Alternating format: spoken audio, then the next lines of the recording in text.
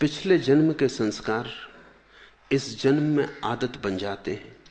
इस जन्म की आदतें अगले जन्म में फिर संस्कार बन जाएंगी। फिर अंत कहां है?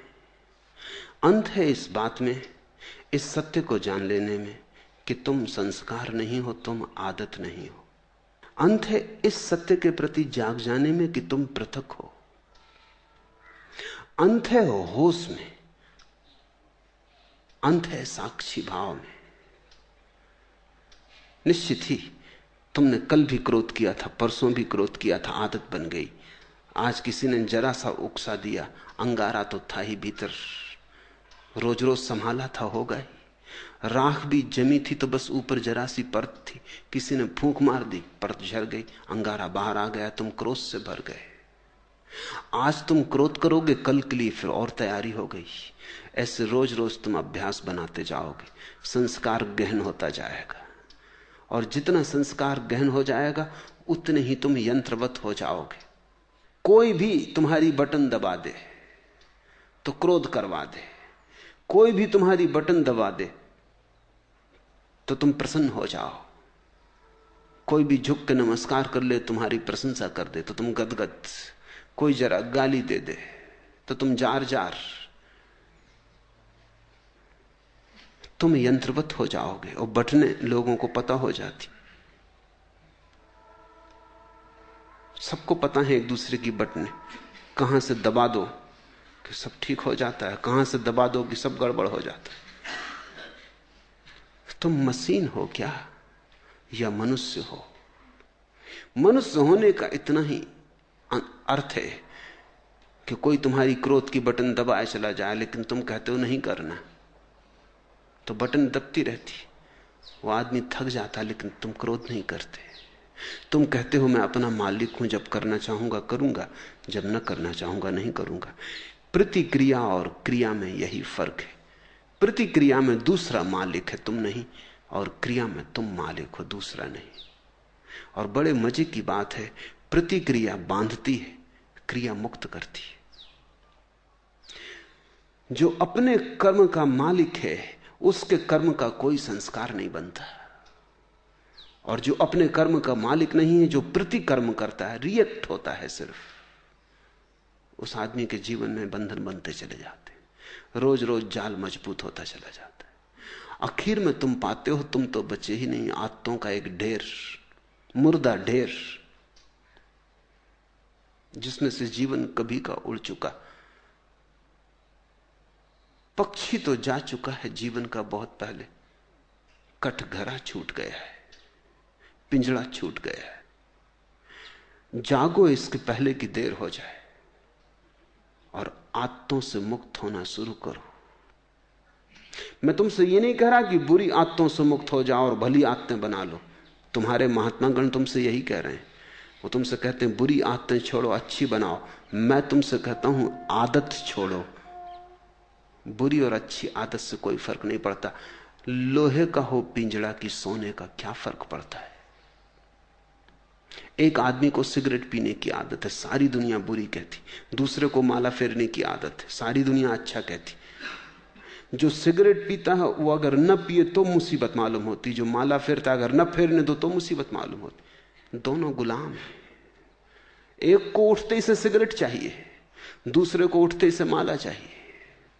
माला वाले को माला न मिले तो माला की तलफ लगती, सिगरेट वाले को सिगरेट न मिले तो सिगरेट की तलफ लगती। ऐसे बुनियाद में बहुत फासला नहीं है। सिगरेट भी एक तरह का माला फेरना है। धुआं भीतर ले गए बाहर ले गए, भीतर ले गए बाहर ले, मन के फिरा रहे हैं बाहर भीतर। धुएं की माला है, जरा सूक्ष्म है।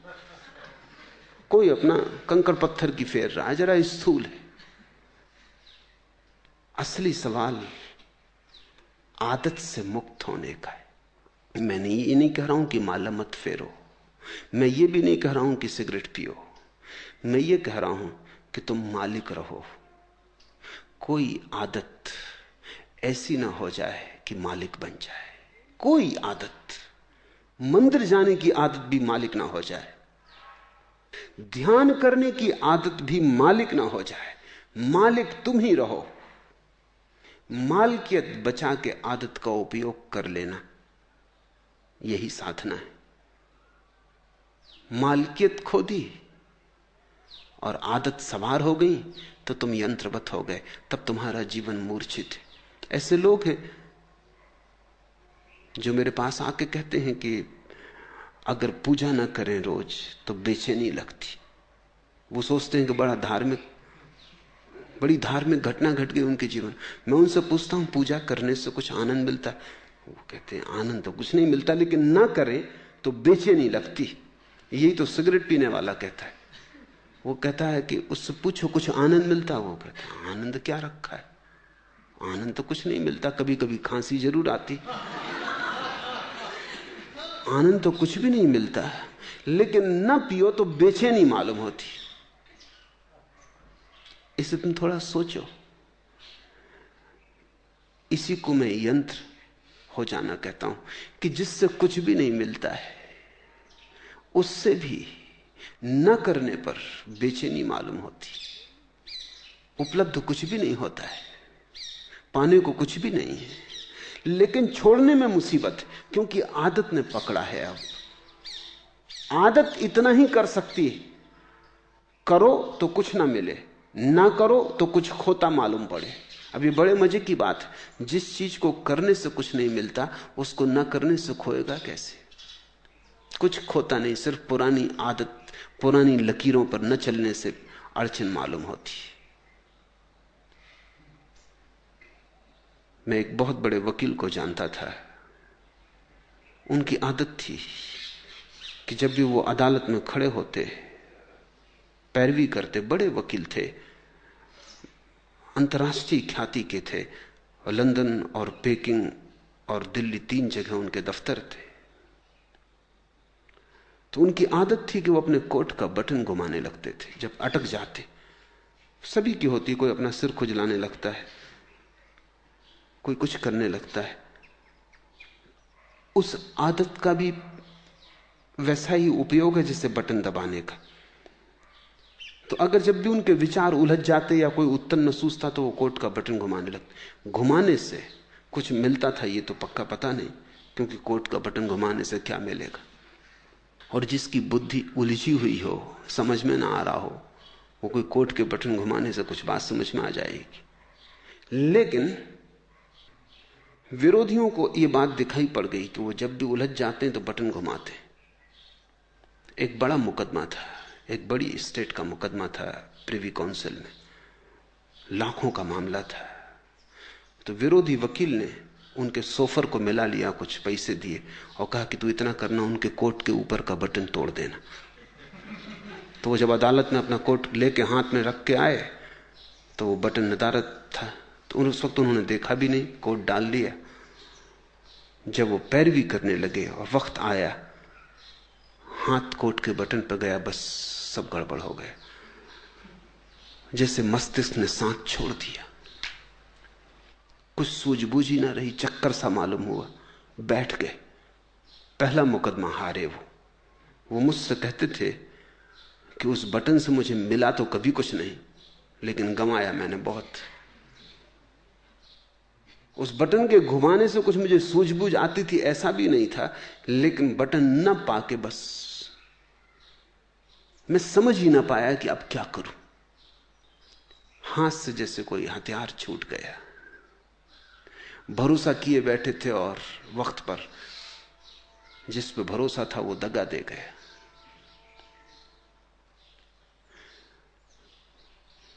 जिनको तुम आदतें कहते हो, बुरी हो या भली, इससे कोई भेद नहीं पड़ता। सब आदतें मालिक हो जाएं तो बुरी हैं, तुम मालिक रहो तो कोई आदत बुरी नहीं। गुलामी बुरी है, मालकियत भली है। मेरी परिभाषा यही है। संस्कार बन रहे हैं प्रतिपल, आदतें निर्मित हो रही हैं। तुम जरा दूर खड़े रहो, तुम अपनी मालकियत मत खो। निश्चित जीवन में आदतों की जरूरत है। अगर आदतें न हो तो जीवन बहुत कठिन हो जाएगा। आदतें जीवन को सुगम बनाती। तुम टाइपिंग सीखते हो या कार चलाना सीखते हो, अगर आदत न बने और रोज रोज फिर वहीं खड़े हो जाओ जहां पहले दिन खड़े हुए थे, फिर देखने लगो कि अब टाइप करने का फिर मौका आया, फिर सीखो, या कार चलाने का फिर नौबत आ गई, अब फिर से सीखो, तो जिंदगी बहुत असंभव हो जाए। तुम कार चलाना एक बार सीख लेते हो, आदत बन गई, फिर हाथ ही काम किए चले जाते हैं, फिर तुम्हें ध्यान भी देने की जरूरत नहीं होती। ठीक ठीक ड्राइवर गीत भी गुनगुना लेता है, बात भी कर लेता है, रेडियो भी सुन लेता है, और कुछ तो ड्राइवर ऐसे हैं कि झपकी भी ले लेते और गाड़ी चलती रहती। जीवन में आदत की जरूरत है, बस ध्यान इतना ही रखना जरूरी है कि आदत मालिक ना हो जाए।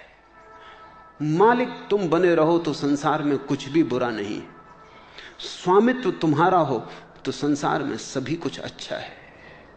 स्वामित्व खो जाए, तुम गुलाम हो जाओ, तो वो गुलामी चाहे कितनी ही कीमती हो खतरनाक है। हीरे जवाहरात लगे हों सींखों पर, जंजीरों पर, तो भी उनको आभूषण मत समझ लेना, वो खतरनाक है, वो महंगा सौदा है।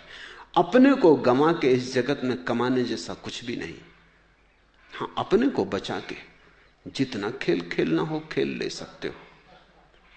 जब परमात्मा ही लीला कर रहा है तो तुम क्यों परेशान हो?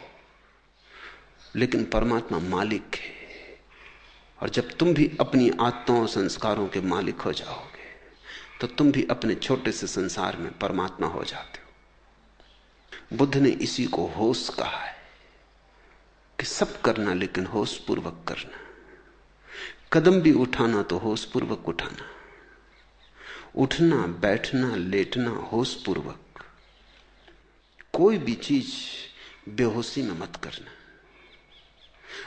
अगर तुम होश को साधते रहो तो आदत तो बनती रहेगी, आदत का तुम उपयोग करते रहोगे, लेकिन आदत के पीछे होश की धारा भी बह रही है।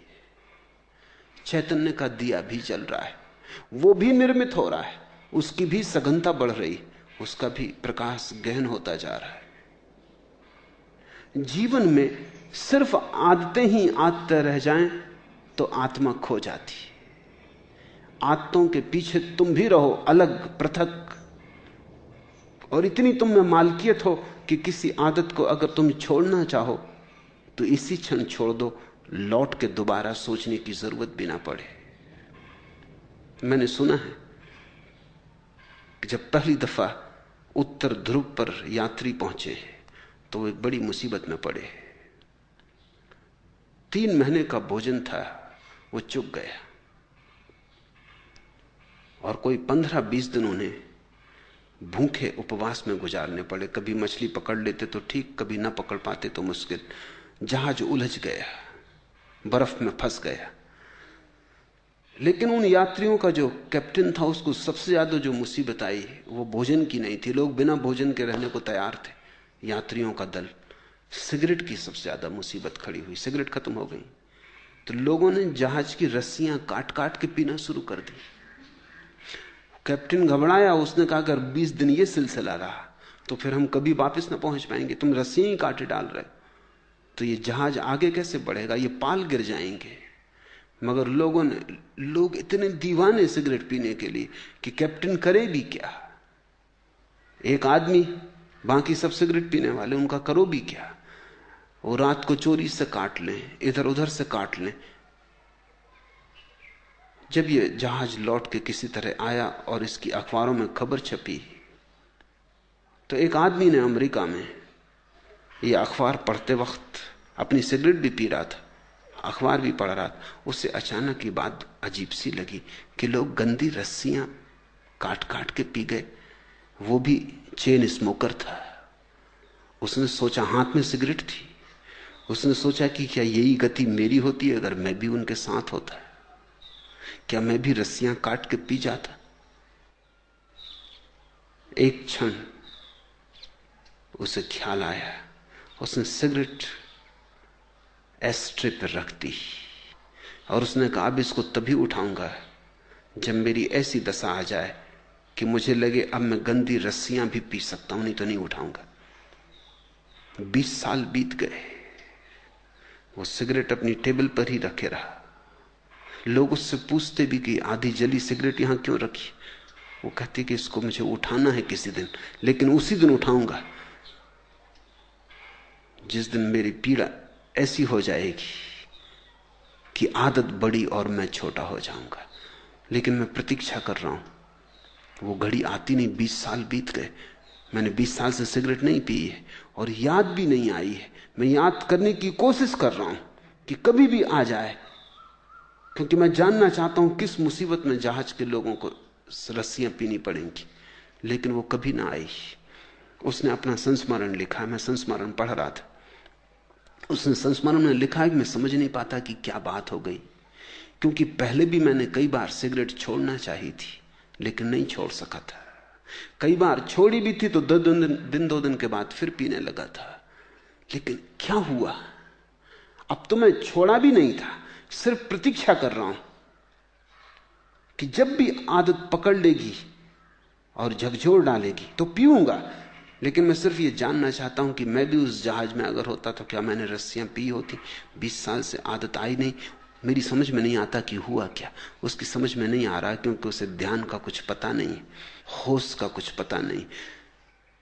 इसने छोड़ी नहीं है सिगरेट, छूट गई होश के कारण, क्योंकि वो एक ही होश साधे हुए है कि जब इतने जोर से तलफ पकड़ेगी कि मैं रस्सियां पी लेता तभी पीऊंगा। लेकिन उस होश के कारण तलफ नहीं पकड़ती। होश हो तो तलफ पकड़ती ही नहीं। अब उसे कोई होश को जानने वाला मिले तो उसे उत्तर मिले, लेकिन अनजाने उसने होश साध लिया है। तुमसे मैं कहता हूं, जो जो आदत तुम्हें पकड़े हो, जबरदस्ती पकड़े हो, उसके प्रति होश साधना। मैं तुमसे नहीं कहता सिगरेट पीना छोड़ो, मैं कहता हूं होश पूर्वक पियो। मैं तो यहां आश्रम में एक कमरा बनवाने जा रहा हूं जहां होश पूर्वक सिगरेट पीने वालों को सुविधा होगी कि वो जाके वहां सिगरेट जरूर पिए, लेकिन जितनी देर पिए उतनी देर ध्यान रखें। एक क्षण को भी बेहोशी में न पिए बस। फिर अगर पीना हो तो मजे से पिए, कोई हर्जा नहीं। लेकिन मैं जानता हूं अगर होश सध जाए तो ऐसी मूढ़ता कौन करेगा। ऐसी मूढ़ता तो बेहोशी में ही होती है। तो मैं तुमसे कुछ भी छोड़ने को नहीं कहता, क्योंकि मैं जानता हूं छोड़ने से कभी कोई छोड़ नहीं पाया। मैं तुमसे केवल होश साधने को कहता हूं, क्योंकि मैं जानता हूं होश साधने से जो भी व्यर्थ है अपने आप छूट जाता है और जो सार्थक है बच रहता है। होश आध्यात्मिक जीवन की आखिरी कीमिया है, अल्केमी है, वो रसायन है। उसके अतिरिक्त सब विस्तार की बातें हैं। आज इतना ही।